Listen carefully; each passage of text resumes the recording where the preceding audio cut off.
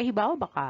Mailhan nimo nga noun ang word, phrase, or clause pinaagi sa pagkagamit ani sa sentence.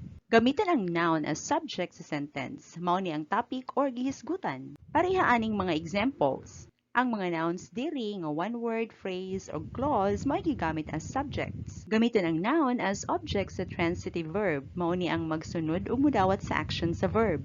Pareha aning mga examples. Ang mga nouns diri nga one-word phrase o clause mao gigamit as objects sa transitive verbs nga loves, killed, o will monitor. Gamitin ang noun as object sa preposition, mao ni ang magsunod og preposition. Pareha aning mga examples. Ang mga nouns diri nga one-word phrase o clause mao gigamit as object sa preposition nga with, in, og to.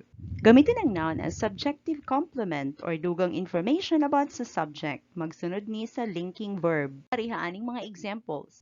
Ang mga nouns diri nga one-word phrase o clause mao gigamit as subjective complements ug nagsunod sa linking verbs nga is ug was. Gamitin ang noun as objective complement or dugang information about sa object. Kasagaran magsunod ni sa object sa ani nga mga verbs.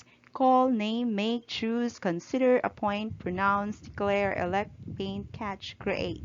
Pareha ani nga mga examples. Ang mga nouns diri nga one-word phrase o clause mao gigamit as objective complements or dugang impormasyon about sa object sa verbs nga call o consider.